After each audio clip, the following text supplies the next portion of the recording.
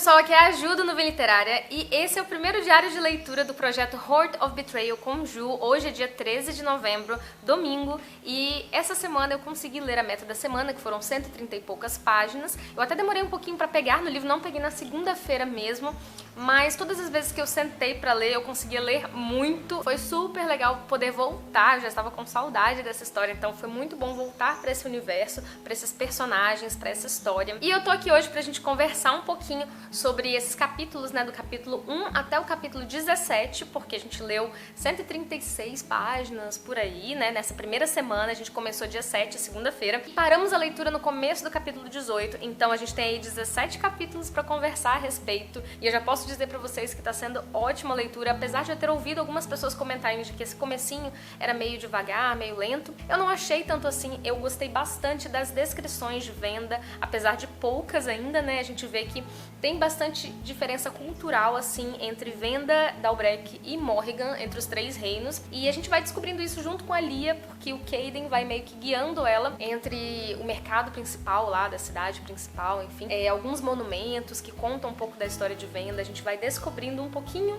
da história da cidade e dos seus habitantes, né, das pessoas que moram lá, porque as pessoas têm hábitos totalmente diferentes, né. O reino lá é governado pelo Comisar, e é uma figura super interessante nessa história. Eu já gostei desse personagem, né? Toda vez que ele aparece eu fico um pouco tensa, porque ele tem uma personalidade, um caráter muito distinto, muito peculiar. E a Lia acaba confrontando ele, desafiando ele em alguns momentos. E ela logo descobre que ele é um cara muito poderoso, muito esperto, e que ela tem que ter bastante cuidado ao desafiá-lo. Até porque a gente sabe que a Lia tem uma personalidade muito forte e muito desafiadora, né? Ela não tem papas na língua, ela toma algumas atitudes um pouco precipitadas, um pouco sem pensar, mas ela já está percebendo que com esse Comisar ela vai ter que ter bastante cautela pra fazer as coisas, até porque ela quer muito fugir dali, mas ela não tá com muitas saídas, né? E logo depois desse encontro com o governante, com o Comisar, ela já percebe que ali em Venda as coisas funcionam diferente, as pessoas são diferentes, e depois desse reconhecimento inicial, assim, né, da personalidade dele, do caráter, ela vai tentar, com o auxílio do Raf, pensar em planos, né, pra fugir dali. Só que, infelizmente, a situação deles é muito, muito grave. Ali o lugar é, tipo assim, muito difícil de se escapar.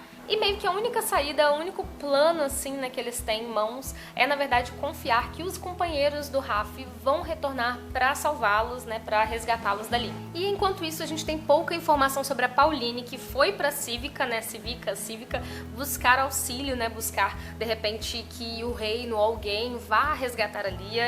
Ainda não sabemos, na verdade, como vai ser isso, porque eu tenho as minhas desconfianças com relação ao reino da Lia, né, eu não sei o que tá se passando por lá, eu acredito que ninguém saiba, porque não é muito falado, né, nem no primeiro livro, nem nesse, sobre como está o clima lá em Cívica, né, então, assim, a gente não sabe se isso tudo vai dar certo, né, e como a única saída da Lia e do Raf é aguardar, eles não têm como sair da Lia até então, né, eles tentam meio que interpretar papéis, né, o Raf, ele tá se fazendo de emissário do príncipe, né, ele deu uma desculpa lá, ele tá tentando convencer as pessoas de que ele não é o príncipe, na verdade ninguém desconfia, né, a não ser mesmo a Lia que sabe, e um outro rapaz chamado Gris, que faz parte lá dos companheiros do Kaden, e ele tá tentando se fazer de emissário pra ganhar a confiança do Comisar e tentar ganhar tempo também, né? A Lia, por outro lado, tá tentando convencer o Kaden de que tá tudo bem, né? E também de que ela odeia o Raf, né? Porque é como se ela tivesse acabado de descobrir que ele é contra o reino dela, né? De que Dalbrek, na verdade, traiu Morrigan, então ela tá tentando se fazer, né, de inimiga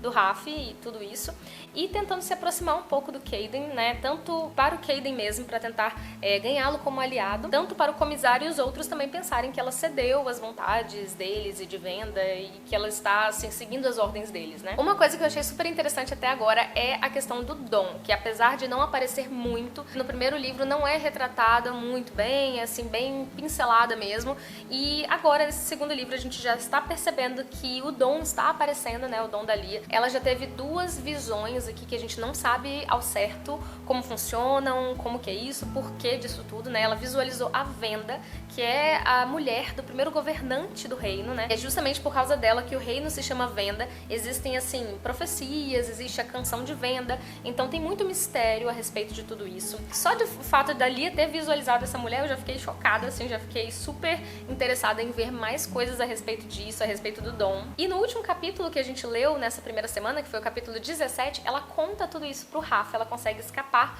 por alguns momentos, assim, lá do quarto dela, que fica trancado e tal, e ela consegue conversar com o Rafa, e eles inclusive têm aquelas briguinhas e desentendimentos deles, né, já começam a discutir ali as coisas de Terra-vinha ainda, enfim. É muito legal, inclusive, ver a interação dos dois. Eu gosto muito do Rafa, eu já estava com saudades desse personagem, inclusive, e dessa interação dele com a Lia, eu tava, assim, já super ansiosa pra ver as cenas dos dois juntos. E ela conta pra ele ali no quarto, que é mais uma cela, mais ou menos, né, ela conta pra ele dessas visões, só que ele é um pouco cético a respeito do Dom, e ele não acredita muito, né, que ela realmente possa ter visto algo, não acredita muito em tudo isso, só quer realmente sair dali. Gente, eu tô super ansiosa pra ver essa questão do Dom se desenrolar e o que mais vai acontecer com a Lia, né, o que mais ela vai visualizar. E, nossa, eu tô muito ansiosa porque esse é um dos temas que mais me interessa, tanto a questão mística, né, das profecias, do Dom, quanto a questão da divisão dos reinos, como que isso aconteceu, né, todas as lendas e coisas que existem a respeito dos remanescentes, tanto que a gente tem alguns textos, né, no meio da história, entre os capítulos, sobre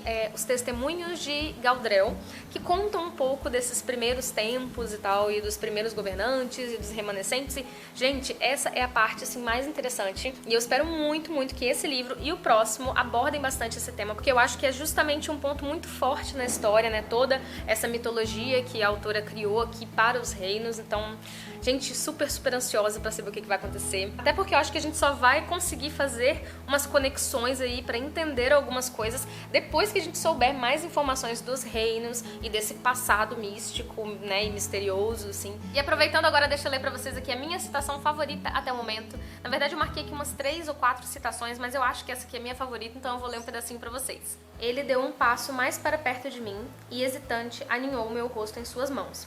Mas o fato é que eu vim por você, Lia, não importando quem você seja, e não me importo com que erros eu tenha cometido ou você tenha cometido. Eu cometeria todos e cada um deles de novo, se esse fosse o único jeito de ficar com você. Confesso pra vocês que às vezes eu fico um pouquinho indecisa entre o Raf e o Caden, mas acho que o Raf é, assim, é o Raf, né? E engraçado que eu visualizo o Caden mais ou menos parecido com o personagem Jamie de Outlander, porque eu imagino ele com aquele tipo atlético, né, aquele tipo físico, só que ao invés de ruivo, mais pra loiro. E é engraçado que os dois ainda têm algo em comum, os dois têm cicatrizes nas costas de algo que aconteceu no passado dos dois, então até isso eles têm em comum. Então o que eu posso adiantar pra vocês é que eu tô com muitas expectativas pra próxima semana, eu quero muito saber o que vai acontecer, e tô doida pra conversar com vocês a respeito. Eu sei que muitos de vocês não vão se aguentar pra ler só 130 e poucas páginas por semana, mas quem puder fazer isso, ler só 130 e tantas páginas por semana, eu peço que espere, faça isso, leia com a gente, porque vai ser muito mais gostoso conversar com vocês, justamente sabendo que tá todo mundo mais ou menos na mesma parte. Eu sei que muita gente não vai se segurar, e tudo bem também, se vocês não se segurarem, vocês podem continuar acompanhando o Diário de Leitura mesmo assim. E quem estiver participando do projeto comigo, me marquem, tá? Me marquem no Instagram, no Facebook, usem a hashtag Heart of Betrayal com Ju, que eu vou deixar passando aqui na tela pra vocês, marquem no Twitter, no Instagram, deixem muitos comentários aqui embaixo, porque eu quero muito saber o que vocês estão achando. Eu já tô super angustiada aqui, louca pra saber o que vai acontecer. E só lembrando que na próxima semana, a partir de amanhã, segunda-feira, a gente já vai ler do capítulo 18 até o capítulo 40. Então é isso, pessoal. Espero muito que vocês tenham gostado desse primeiro diário de leitura. Desculpem aí os barulhos, porque eu tô gravando ao ar livre, como vocês estão vendo, e aqui às vezes tem barulho da rua, enfim. E quem gostou desse vídeo, não se esqueça de deixar um curtir aqui embaixo, que ajuda muito a divulgação do projeto, do Nuvem Literária. Um beijo enorme pra vocês e até o próximo diário de leitura.